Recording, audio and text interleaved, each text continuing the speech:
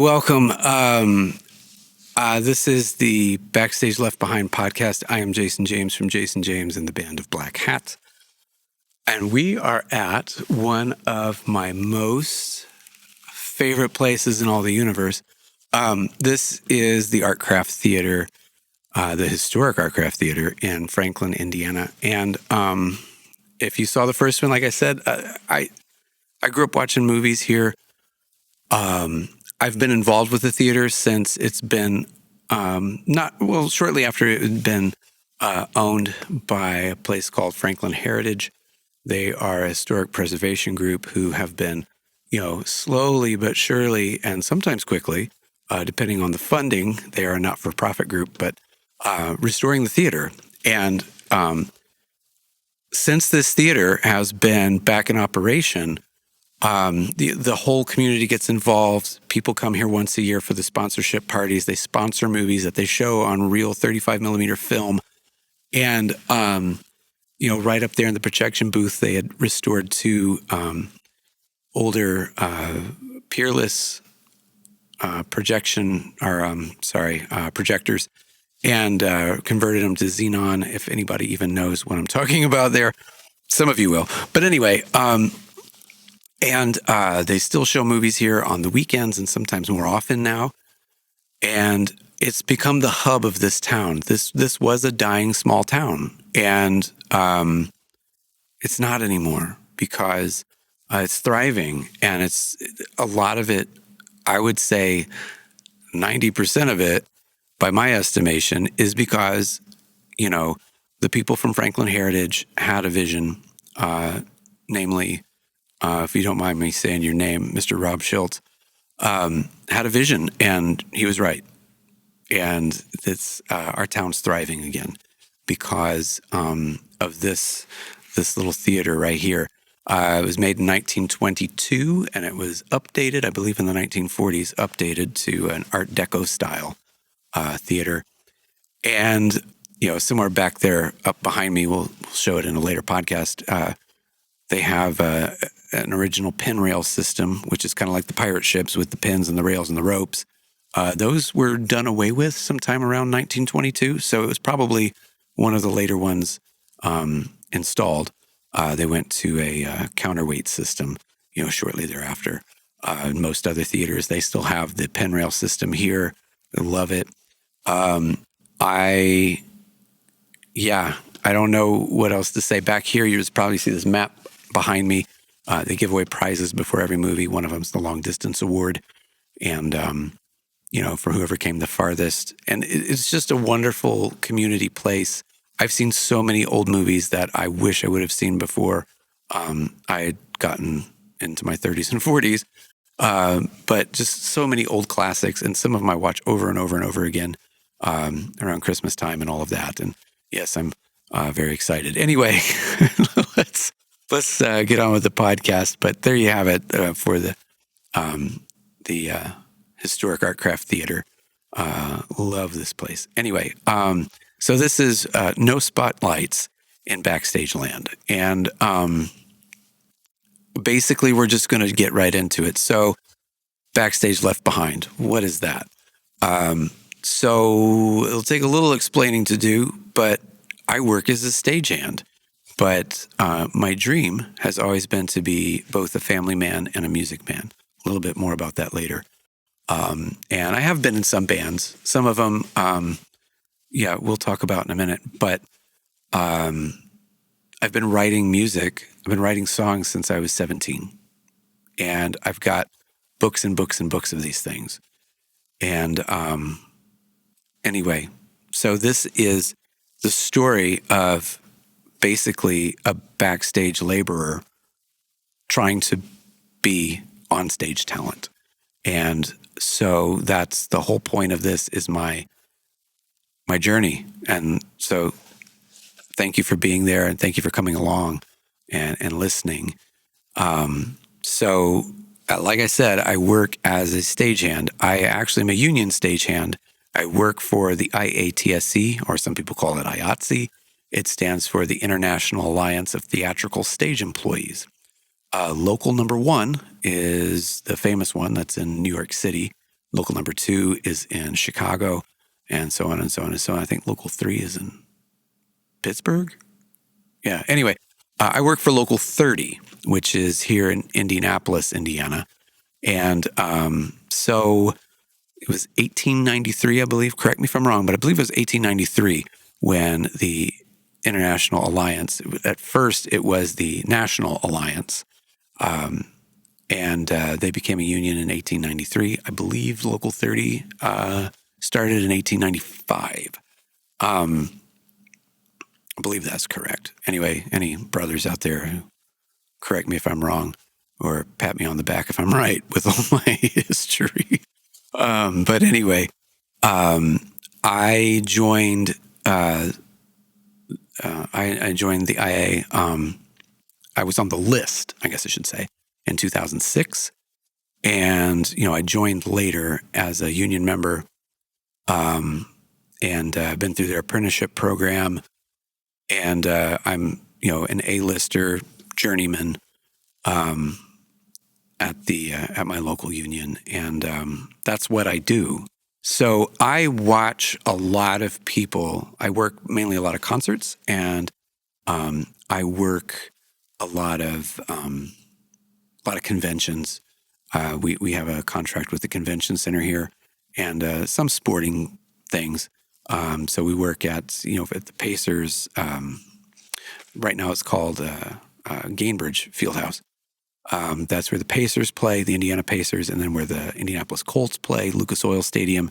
I work at the convention center that's connected to Lucas Oil Stadium a lot, and then I work at Gainbridge Fieldhouse a lot for concerts. I do, and sometimes have worked other things, some theater gigs, stuff like that, but mostly I stick to concerts and conventions. The thing that drove me to doing this, what I'm doing right now to talk to you about, is I work for a lot of other people, and a lot of other people in bands, and I support their dream while they're on stage. And it drives me somewhat crazy inside sometimes. It's we'll get to that in a minute. But anyway, that's mostly what I do. My dream, has always been to be both a family man and a music man. And when I was growing up, those two things were not possible. And we will discuss in a later podcast how I got on the journey. I started believing it was possible and doing it, and stuff like that. But anyway, to fast forward to now, I do have a family. I have a wife and 4 kids, so I got that part down, right? I'm a homeowner, on a nice brick street in a lovely little town. I can actually walk here to the theater. I love it. And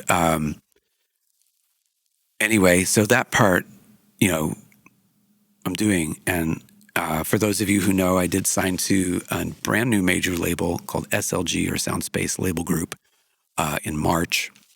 And the president of the Soundspace, or SLG, is Jerry Navarro. Some of you might know that name. Jerry was the bassist and the band leader for the Music Mafia. For those of you who know the Music Mafia story from Nashville, Tennessee, and the people who came out of the Music Mafia, some of those people would be Big and Rich and Gretchen Wilson and various other people, stuff like that. And then Jerry has toured with more people than I can count on both hands. Famous people, worked with all kinds of people. We'll have him on the show eventually, and you can bet that one will be a longer one. He's got a lot of stories.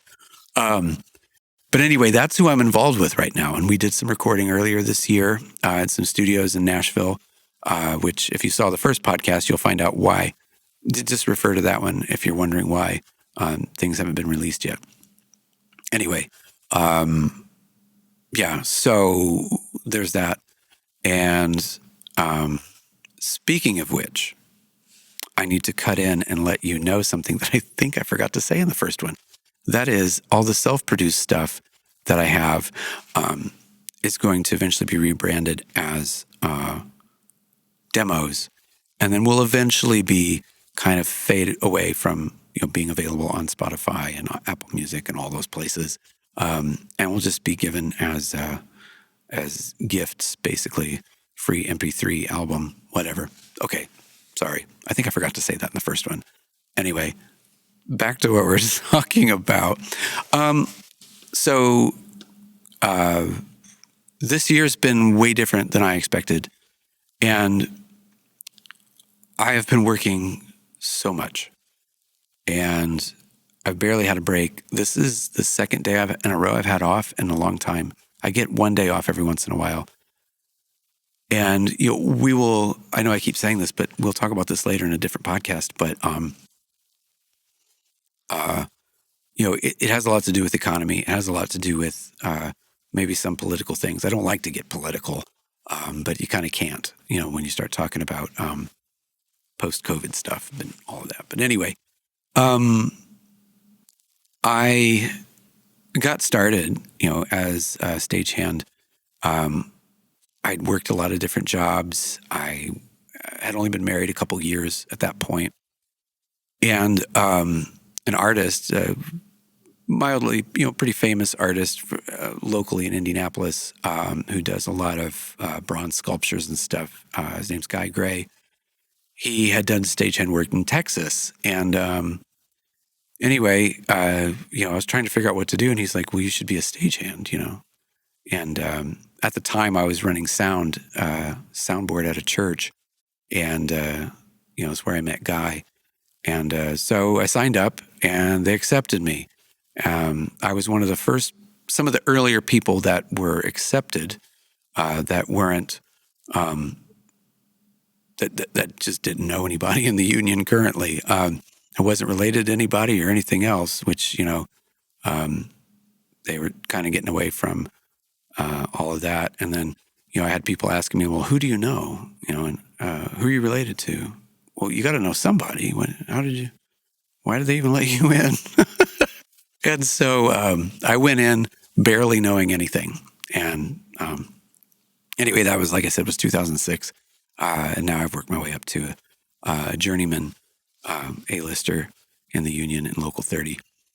And having a family as a stagehand is very tough, because oftentimes I go in and I don't know when I'm getting out of there, especially corporate conventions.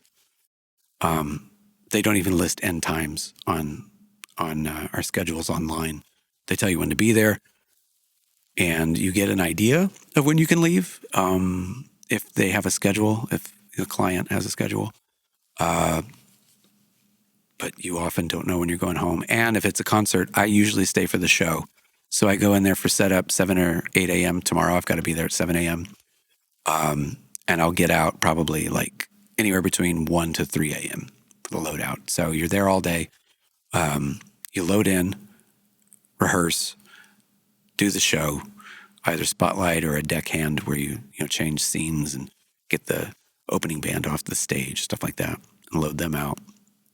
And then after that, you load out, and show usually goes down between 10:30, 11 p.m. and takes hours to get it out, and on the truck and out of there. So there's that. I did early on in my stagehand, career, kind of go back and forth because I wasn't too high up on the list. So I did other jobs along the way. One of them was owning a photography business, a wedding photography business. Lots of stories there, a lot of things I did right, a lot of things I did wrong. We'll talk about that another time because I've got some good stories there. But ever since we had a stage tragedy, and I won't name the band. I don't know if I can legally name the band. This is going to get tricky because sometimes as a stagehand, there's a lot of things I can't say legally, and also for the good of the brotherhood. So some stories, we'll figure out how we're going to get through it, but we had a stage tragedy back in 2011. And some of the